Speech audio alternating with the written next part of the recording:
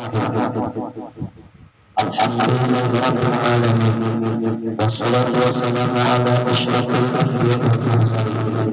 Sayyidina wa maulana Muhammad wa ala alihi wa sahbihi wa barik wasallam ajma'in. Qala Allahu ta'ala fil Qur'anil karim, a'udzu billahi minasyaitonir rajim. Bismillahirrahmanirrahim. Ala inna awliya Allahi la khawfun 'alaihim wa la hum yahzanun.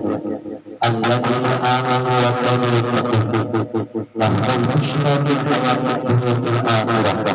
La tabdila li kalimatillah, dzalika huwal fawzul 'azim. Shadaqallahul 'azim. Di antara waliullah yang beliau ingin menjadi dari kita semua, yaitu al-alim al-allamah al-arifiyah Syekh Kiai Haji Muhammad Syarwani Abdan. Muhammad Syarwani Abdan, putra Haji Muhammad Abdan. Berarti Abdan itu nama ayah beliau. Nama beliau Muhammad Syarwani. Abdan itu adalah nama dari orang tua beliau. Tapi zaman sekarang ini kadang-kadang kita aneh-aneh. Apa anehnya? Kalau orang tua itu istrinya misalnya pejabat, soalnya di ujungnya Ibu Nur Laila Hamdan, lain Hamdanillah. Sakanya Hamdan itu nama suami. Ada pasal itu di situ. Kang Bagus itu nama orang tua, bukan nama suami. Itu rajin tuh di mana-mana kan, ujung-ujungnya itu nama suami. Yang benar nama orang tua kita. Nah kita nggak ikuti. Di ujungnya itu, ulun di ujungnya, nama lengkap ulun kan. Ujungnya itu Amsari, di ujungnya Ripani. Nah Ripani itu nama apa? Bukan guru Ripani, bukan itu Pak Guruan. Nah lalu beliau ini adalah Kiai Haji Muhammad Syarwani Abdan, putra Haji Muhammad Abdan, putra Haji Muhammad Yusuf, putra Haji Muhammad Shalih Siap, putra Haji Ahmad, putra Haji Muhammad Tahir, putra Haji Samsudin, putra Saidah, putri Syekh Muhammad Arsyad Al-Banjari. Berarti gurulah dan putri. Ya. Nah, lalu di dalam masalah sebenarnya bukan putra itu dari laki-laki, dari perempuan pun bisa juga diakui nasab. Artinya ada khilafiyahnya, beda pendapatnya para ulama. Ada darahnya para ulama. Waktu kelambayan melahirkan anak ada namanya Saidah. Nah, Saidah ini melahirkan. Nah, Saidah ini melahirkan siapa? Yaitu melahirkan Haji Samsudin. Haji Samsudin melahirkan Haji Muhammad Tahir. Haji Muhammad Tahir melahirkan Haji Ahmad. Haji Ahmad melahirkan Muhammad Shalih Siap. Muhammad Shalih Siap melahirkan Muhammad Yusuf. Muhammad Yusuf melahirkan Muhammad Abdan. Muhammad Abdan melahirkan Muhammad Syarwani.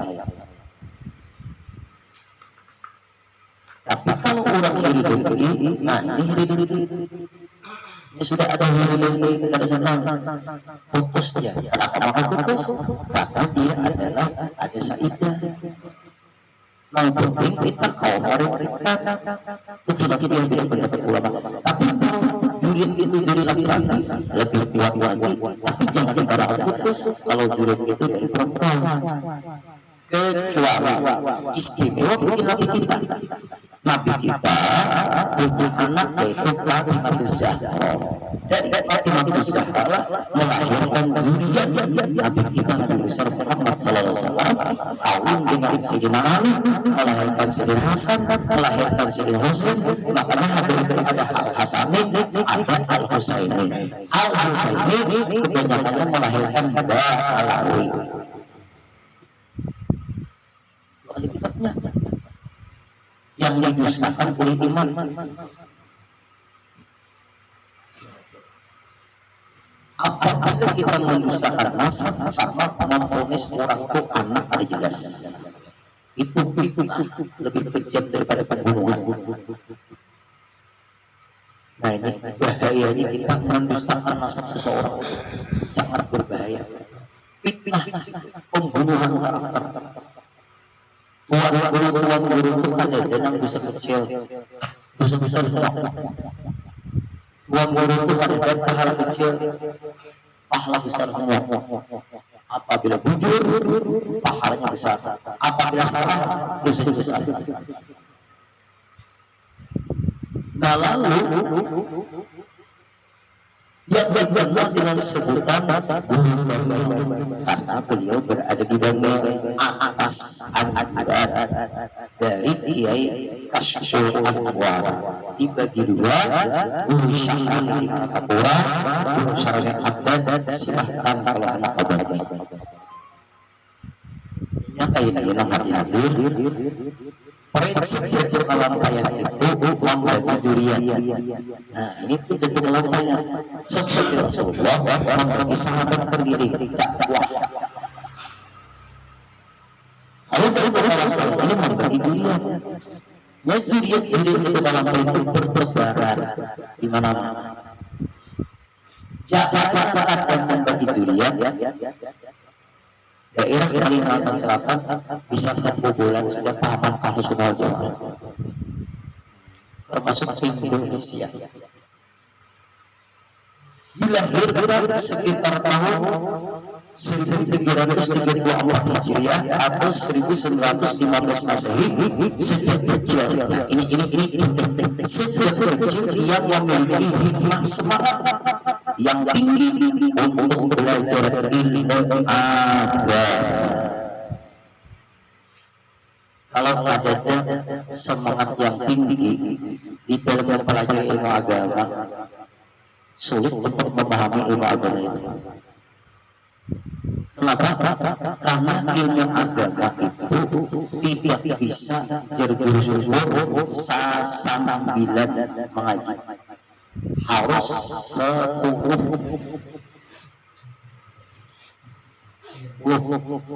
Nah ini sasambilan harus 10 mengaji. Kalau kadang-kadang kali turun itu kan apa? Nang banyak ini kadang-kadang. Nah itu ngarannya sasambilan. Dan sibuk tua-tua wajar aja. Betul. Kenapa? Keluargaan semua yang hadir ini kita di wadah abahnya Jena. Ulun rancang kayak lalu lalang abahnya Jena di sini. Kalian tahu pada rumah yang di lokasi ini. Untuk pulang serloknya ada sasak, walaupun happy dihack. Ada apa? Asal iman jangan dari orang.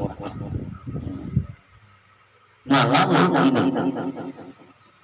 semangat untuk ilmu itu tinggi.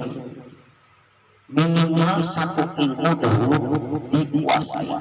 Fikih, tauhid, tasawuf, pindah ke hanya menyembah.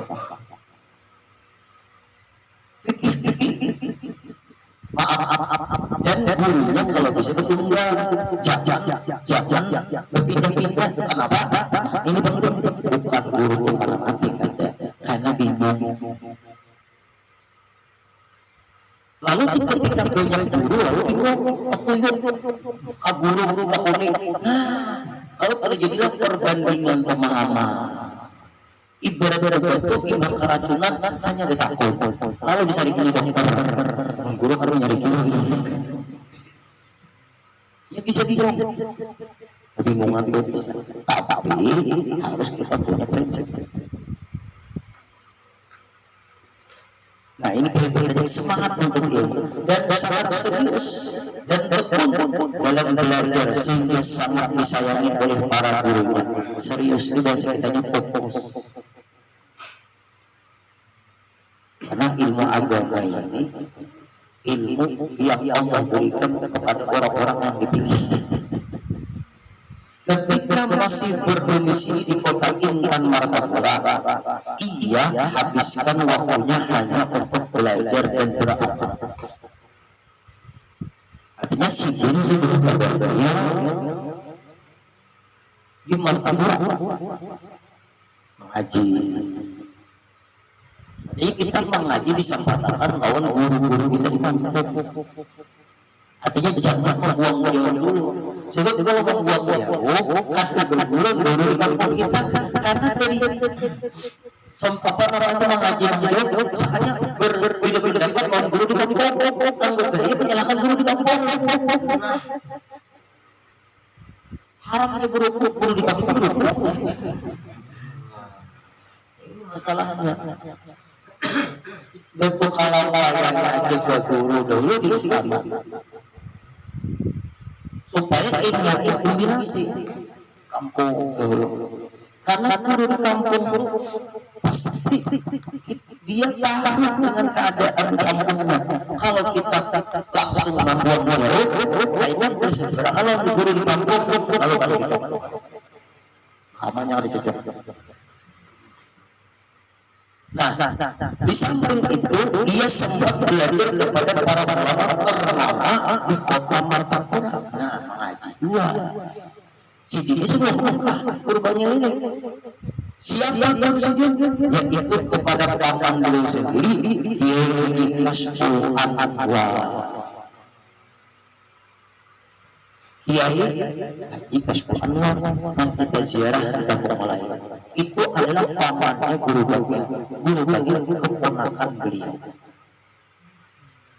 Guru Anwar cucunya Kiai Haji Kasbul Anwar. Nah, ini ulama-ulama besar. Juga Kiai Haji Muhammad Toha, gurunya guru bagi. Juga Kiai Ismail Khatib di desa Pagbalan Pagar. Selanjutnya setelah dewasa dan telah lulus digembleng oleh para guru di Martapura. Gemblengan bagi guru bagian ini sudah dididik guru-guru di Martapura. Di antaranya tadi guru Kasbul Anwar, termasuk Qadhi Haji Muhammad Toha, juga Kiai Haji Ismail Khatib. Lalu setelah itu dia bersama dengan sepupunya guru Anwar Sya'ali pergi menunaikan ibadah haji dan berhenti di kota Mekah, sekaligus untuk melanjutkan stadinya di tanah sumber pengetahuan Islam itu di zaman itu.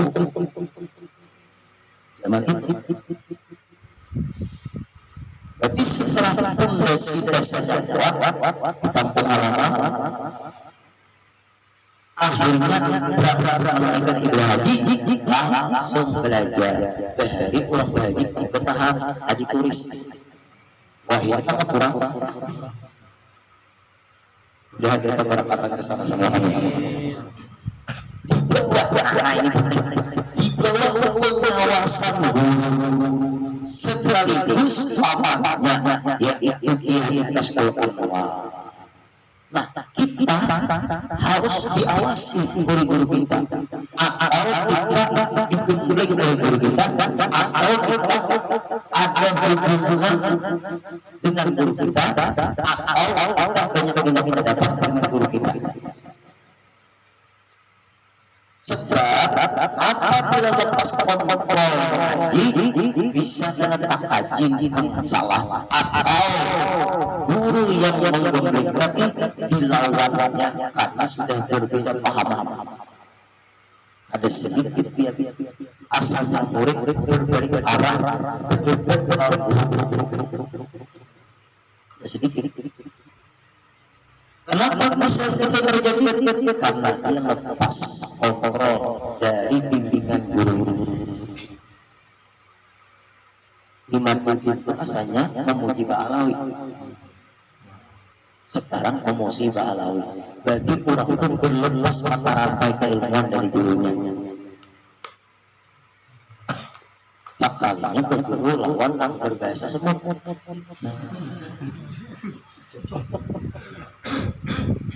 Plus 12. Nah itu. Ada dulu mujib. Kenapa bisa berbalik arah? Karena dia sudah berlepas dari bimbingan gurunya. Lalu dirujuk oleh Allah Subhanahu wa Ta'ala. Mengakui Allah Ta'ala sebagai sang pencipta. Gurunya mereka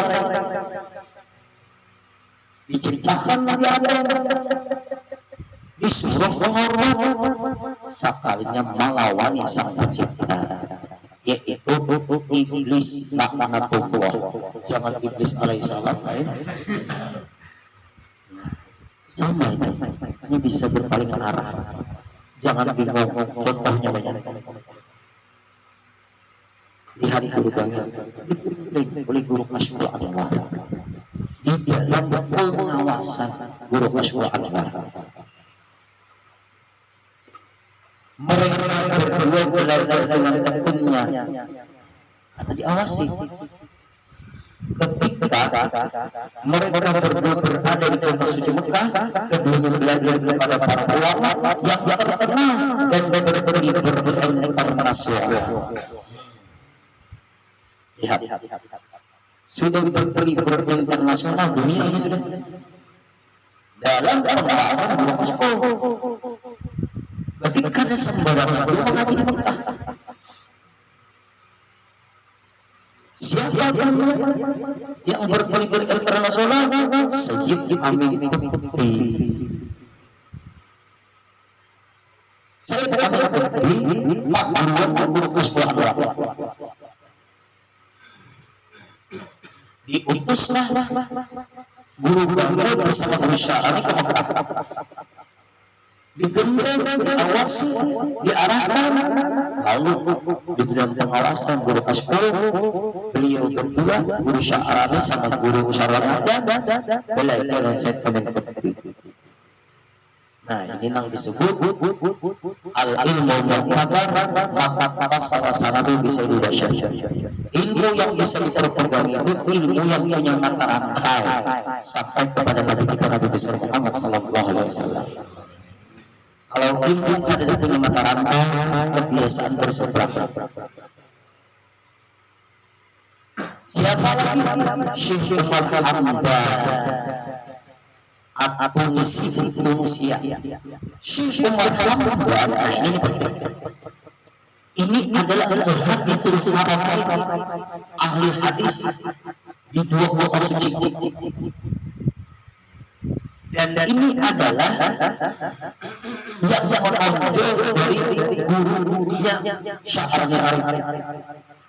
Syekh Umar Hamdan hadisul haramain ahli hadis. Inilah yang menonjol di antara gurunya, yaitu Guru Syarani Arif. Kalau yang menonjol di antara gurunya Guru Syarani Arif, yaitu adalah Sayyid Amin Qutbi. Keduanya berkibar internasional. Karena gini, kita mengaji itu kadang-kadang yang menonjol yang kita senangi ilmu fikih. Nah bisa jadi fakih yang ahli fikih. Ada kadang-kadang di antara manusia yang senang dengan ilmu tauhid. Nah itu karena bisa ahli tauhid. Ada lagi kadang-kadang bingung di bidang tasawuf. Nah ini karena bisa kurang arif bilang. Ada juga kadang-kadang bingung guru syukur menonjol di bidang ilmu fikih. Guru syukuri menonjol di bidang ilmu alam, gramatika Arab. Guru syukur itu kompleks semua. Guru ibadah yang menonjol di ilmu fikih. Guru riwayat menonjol di ilmu fikih. Guru maklum terkenal menonjol di ilmu alam. Kita dan dalamnya semuanya itu Allah yang menghendaki. Ini menonjol di bidang ini, pian menonjol di bidang ini, pian menonjol di bidang ini. Sama mengaji, tapi menonjolnya itu pemberian Allah. Tapi tetap ada bimbingan. Kalau ada data bisa lepas. Kemudian juga mengaji belajar lagi kepada Syekh Haji Muhammad Ali bin Abdullah Al-Banjari. Ini diberkati, tapi atas pengawasan monitor dari guru Masjid Ahmad. Banyak ilmu pengetahuan yang ia dapatkan, banyak pula silsilah sanad ilmu dan apa yang diperoleh dari guru-guru yang sangat luas ilmu pengetahuannya tersebut. Nah, bagi kita kalau nak berguru, ini punya sanad enggak, punya mata rantai ilmu. Apabila ada data punya mata rantai ilmu, itu kebanyakannya berseberangan atau penyampaian. Ia juga mengambil berbagai ilmu tarikat kepada syekh mursyidnya langsung pada masa itu.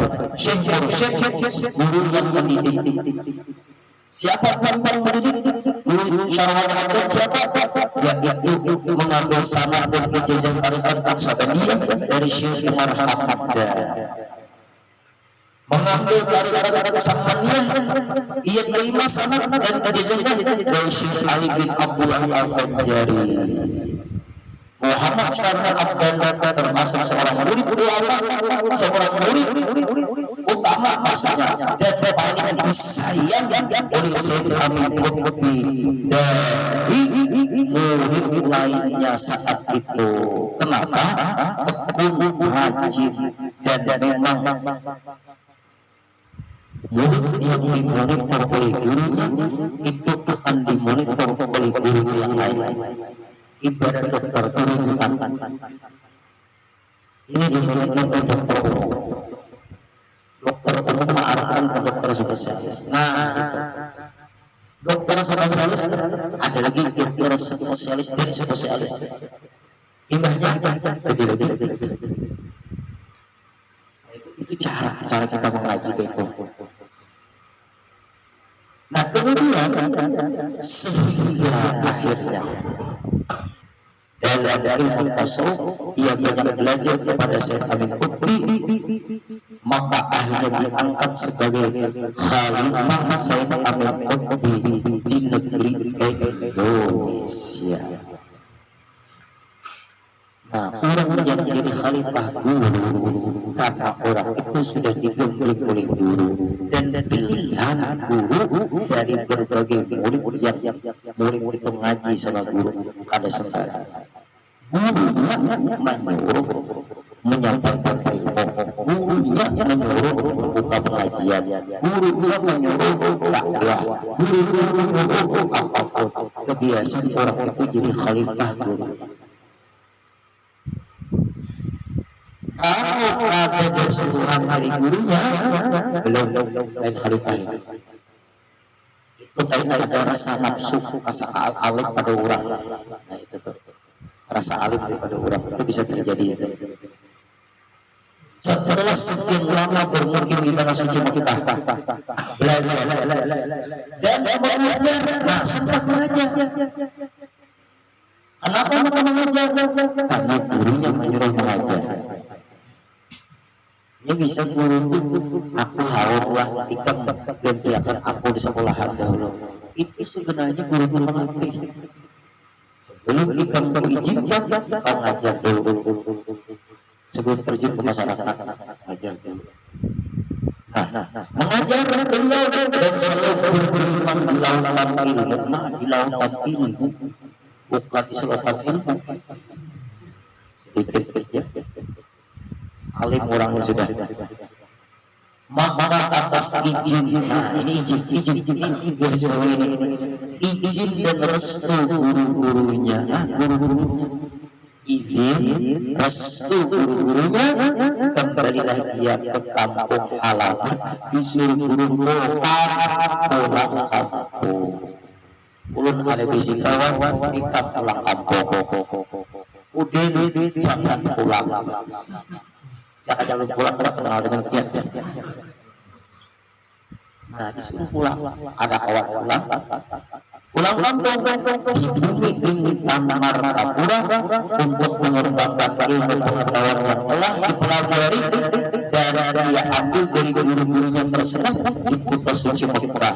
Begitu pula setelah ia berada di kampung halaman, waktunya hanya dihabiskan untuk mengajar mutalaah dan ibadah. Mengajar mutalaah itu ya membahas ilmu. Lalu disampaikan ke masyarakat. Mengajar mutalaah beribadah, mengajar ibadah. Mutalaah mencari dalil. Ia ada seorang ulama yang warak, sifatnya warak itu apa warak itu? Jadi kita tuh kehati-hatian tinggi antara halal dan haram itu diteliti benar. Subhan termasuk subhan itu kan jelas halal atau haram kan? Subhan ada. Berarti si ini di dalam tasawuf kuat. Contoh di orang anak pemilu lalu dari orang. Nah kalau orang warak menerima tapi memberiakan pulang-pulang karena diberi ada meminta. Ada warak meminta yang arahnya juhud ada zuhud indah menjuhud lalu menyampaikan sesuai pesanan yang dijuhud tadi. Siapa guru pahami biar seorang. Ia adalah seorang ulama yang warak, kehati-hatian dalam menyampaikan hukum. Awal ukuran hati. Humul apa itu humul? Menutup keistimewaan diri. Ada menampakkan keistimewaan. Humul. Dan selalu menyembunyikan diri. Ada mau memunculkan diri, menyembunyikan keistimewaan. Ini ngali akhlak seperti ngali, sehingga banyak orang yang tidak mengetahui siapa dirinya sebenarnya. Yang pernah ditawari menjadi seorang qadhi di kota Martapura, karena qadhi anggaplah MUI-nya lah. Namun ia tolak dengan lembut. Ia beralasan lebih senang kemandirian dan mencurahkan perhatiannya hanya untuk mengabdi dalam dunia pendidikan agama. Aku anaknya di guru aja, masalah jadi tuan qadhi yang lain aja. Padahal alimnya luar biasa guru bangil ini. Ya ada seorang ulama yang hafal kitab suci Al-Quran, hafal Quran guru bangil, dan menguasai berbagai macam ilmu pengetahuan agama, baik syariat, tarekat dan hakikat. Nah, ketiganya ini kuasai syariat, urusan fikih, masuk tarekat, akarnya hebat, hakikat, batinnya kuat dan Allah Taala. Syariatnya ahli, tarekatnya ahli, makrifatnya ahli. Lalu dikenal dengan yang disebut, yaitu orang yang disebut arif billah. Kalau kita pada manusia syariat tarekat hakikat, belum lagi arif billah, masih arif satu billah.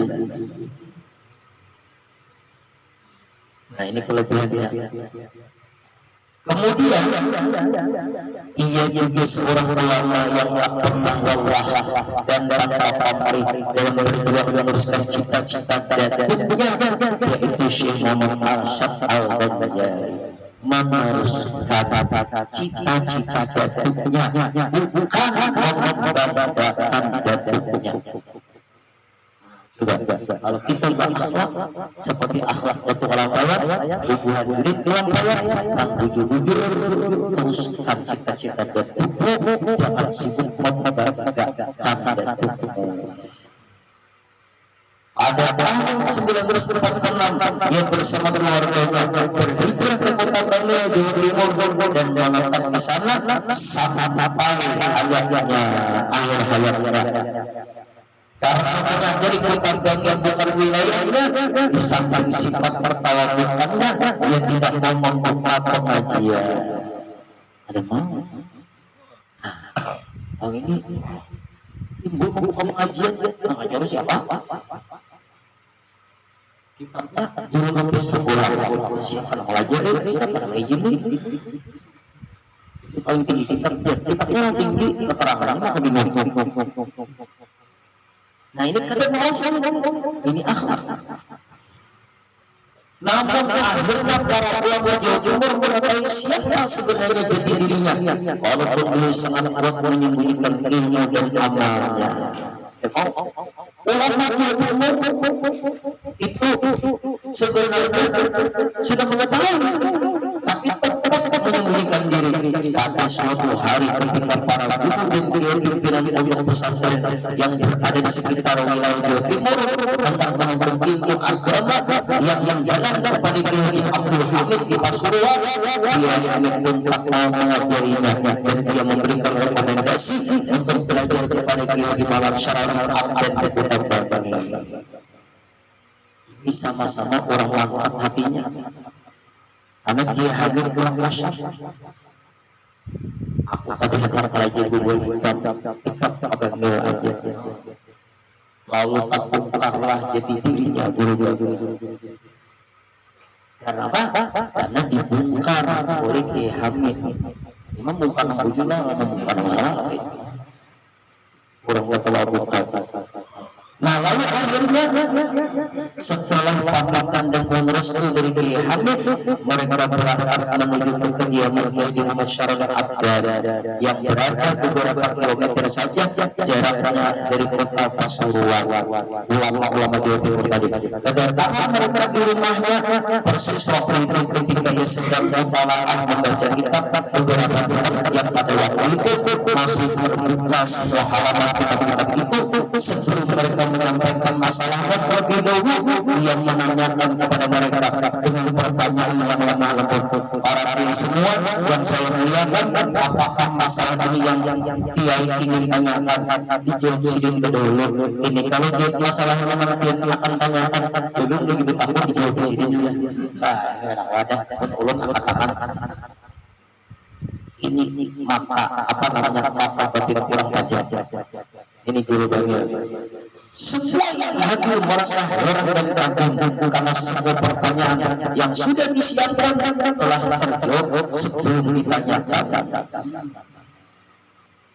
Guru bangil, siapa dulu pun yang mengawasinya? Okasapo, siapa dulu pun gurunya? Saya Amin Kubi, Syekh Umar Hamada. Kelebihannya. Maka guru bangil mengajar, banyaklah murid-muridnya menjadi ulama besar. Di antara Kiai Haji Muhammad Zaini bin Abdul Wahid, Kiai Haji Profesor Dr. Ahmad Sarwani Jubi, pimpinan pondok pesantren Syekh Muhammad Hasan Al-Banjari Balikpapan, Kiai Haji Muhammad Syukri Umus, Paguan, Kiai Haji Zaini Tarsyid, Kiai Haji Ibrahim, Kiai Haji Muhammad Aini, Ibu Ayat Rata, Kiai Haji Ahmad Bakri, Kiai Haji Syakir Lukman, Kiai Haji Abdul Dahlan, pondok pesantren Sakabit, Kiai Haji Muhammad Syakwan Jubi, pondok pimpinan pondok pesantren Satya Takwa Keadilan Anak Muara, Jawa Utai Kartanegara, dan banyak lagi ulama-ulama yang dilahirkan dari didikan beliau. Itu semua karena keikhlasan dan akhlaknya serta ilmu yang saya terbimbing dari guru-gurunya. Maka itulah rahasia suksesnya Syekh Muhammad Syarani Abden. Nah lalu beliau sampai berdakwah di daerah Bangil di pemakaman muridnya Rasulullah yang bernama Al-Haddad. Ini satu gambaran bahwa zuriat Rasulullah jangan dimusuhi. Nah, mudah-mudahan apa yang disampaikan sebagian kecil dari mana khususnya Abdul Bangil, mudah-mudahan kita dapat percikan berkah beliau. Mudah-mudahan zuriat kita di antaranya 7 turunan mana mudah-mudahan jadi ulama semua. Amin ya rabbal alamin. Al-Fatihah.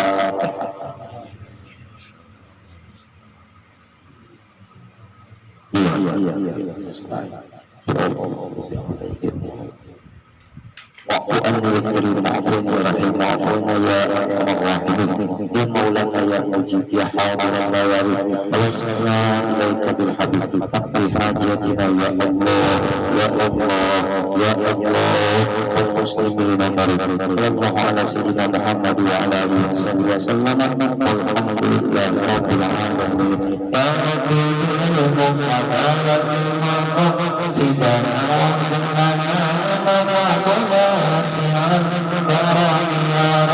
بالمصطفى للمقاصدنا واغفر لنا مقاضي واسع الكرم يا رب بالمصطفى للمقاصدنا واغفر لنا مقاضي واسع الكرم سبحان ربك رب العزة عما يصفون وسلام على المرسلين والحمد لله رب العالمين.